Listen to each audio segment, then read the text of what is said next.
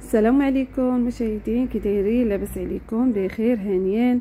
نتمنى تكونوا بخير وعلى خير وتكونوا في احسن الظروف في احسن الاحوال وانتم كتشاهدوا هذا الفيديو. مرحبا بكم في القناه ديالي شيوات مع عزيزه. اليوم بغيت نشارك معكم طريقه الاحتفاظ بالفلفله والدنجال، وغدا نشارك معكم واحد لي بات بالصلصه البيضاء اللي كتجي من اروع ما يكون. نتمنى هذا الفيديو هذا ينال الاعجاب ديالكم، وكنتمنى نكون خفيفه ظريفه على قلوبكم، وكنتمنى تتبعوا معايا حتى الاخير. هانتوما هذا الدنجال كنستفوه هنا في الطاوه وكنديرو يتشوى، كندهنو بالزيت. حتى الطاوه عندي مدهونه بالزيت، وكنديرو يتشوى في الفران. كنشعلو من الفوق ومن التحت وكنخليه حتى كيتشوى مزيان. الفلفله حتى هي شويتها بنفس الطريقه. ملي كنشويهم كنديرهم في واحد البلاستيكه باش ديك الصهد كيرجع عليهم ودغيا كيتنقاو ليا. هانتوما غدا نحتفظ بهم رمضان ان شاء الله. الله يدخلوا علينا وعليكم الصحه والسلامه وبكل ما كتمنوا ان شاء الله. هانتوما كنخلطها، كندير الدنجال وكندير الفلفله. هاد الزعلوك بهاد الطريقه هادي كيجي زوين بزاف، غير جربوه وغادي تبقاو دائما ديروا.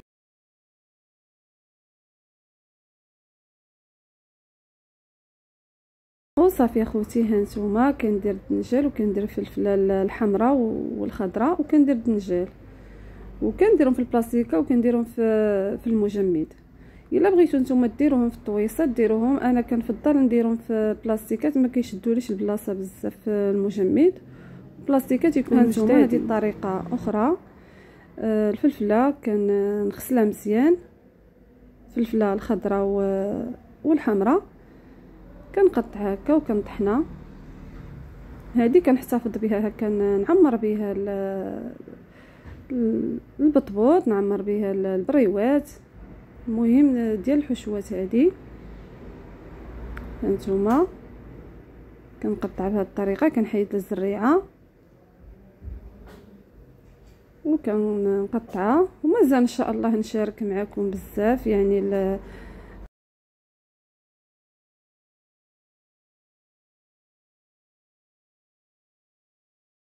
ان شاء الله نشارك معكم طريقه الاحتفاظ ديال المركز ديال العصير جميع الانواع ديالو ان شاء الله.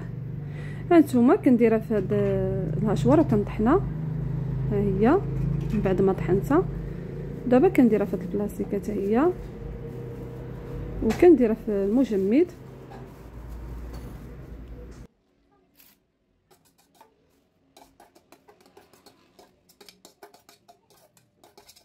وصافي كنديرها في هاد البلاستيكه وكنطحن بزاف وكنحتفظ بها هكا في المجمد.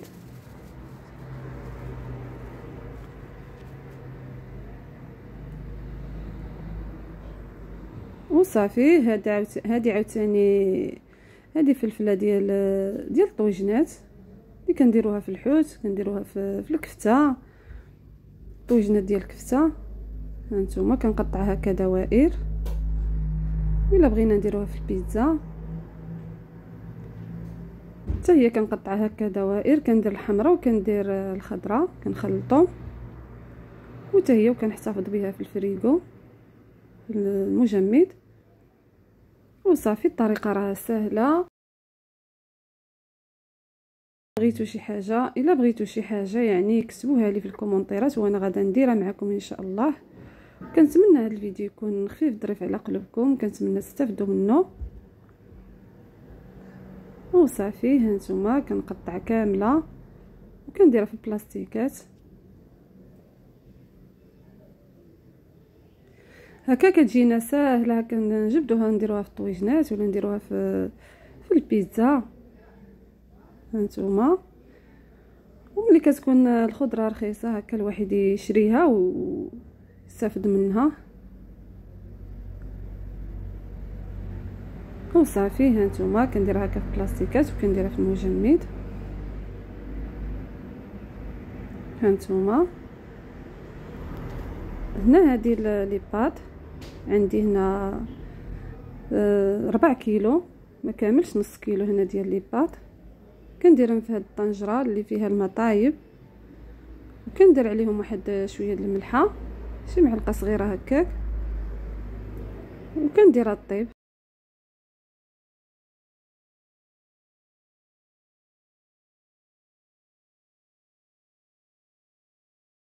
وصافي في هاد الكاسرونه كندير يطرو ديال الحليب هانتوما، كندير معلقه كبيره ديال الطحين ديال الفورس رطاب، كندير شويه د الملحه، كندير معلقه صغيره ديال السحتار عامره مزيان هانتوما، وكندير واحد جوج ديال القطع د الفرماج هذا ديال الساندويتش هانتوما، وكندير معلقه صغيره ديال الزبده راه مجاتش مصوره،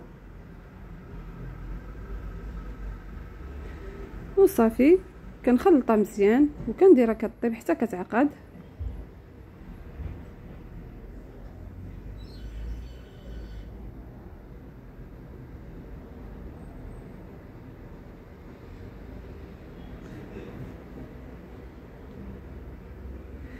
هانتوما ديك لي بات درتها طيب، هي كطيب وانا كنخلطها هكا مره مره حتى كطيب لينا هانتوما.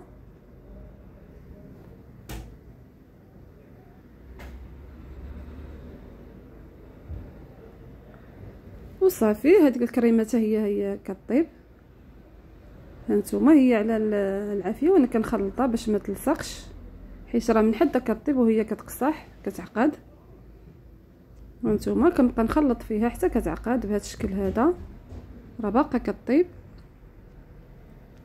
الصراحه كتجي بنينه، كتجي رائعه جدا هاد الصلصه هذه. وصافي ملي كيطيبوا هاد لي باط هادو كنصفيهم هانتوما. وجبه ديال العشاء اللي سهله مهله، كتوجد في وقت وجيز دغيا كتوجد، كتجي زوينه خفيفه، كتجي لذيذه بزاف. وصافي هاد الكريمه ملي طابت كنصفيها من هذاك السحتار هانتوما. كيجي المذاق ديال السحتار فيها واعر واعر بزاف. نتوما زيدوا حتى فليو الا بغيتو، انا ما كانش متواجد عندي حتى فليو، كيعطيها واحد المذاق اللي غزال غزال بزاف.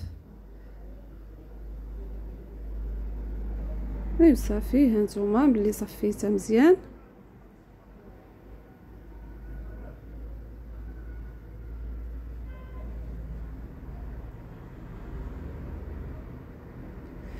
هانتوما ملي صفيتها مزيان دابا كنخلطها هكا، راه جات عقده جات فنه.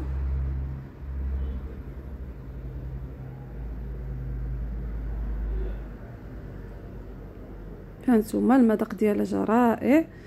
كنديرها هنا في التفصيل وكنزيد عليه واحد شويه ديال السمن حار وشويه ديال الفرماج ديال الساندويتش، حكيتو درتو من الفوق. وصافي كنتمنى اخوتي هذا الفيديو يكون عجبكم، وكنتمنى تكونوا استفدتوا منه، وكنتمنى تدعموني، وكنتمنى تشجعوني، وكنتمنى تبارطاجيو الفيديوهات ديالي اللي عجبوكم. وكنشكركم بزاف بزاف على الدعم والتشجيع ديالكم. شكرا لكم، الله يخطيكم، الله يحفظكم، والله يخليكم اللي عزيز عليكم. وبسلامه عليكم حتى فيديو اخر ان شاء الله.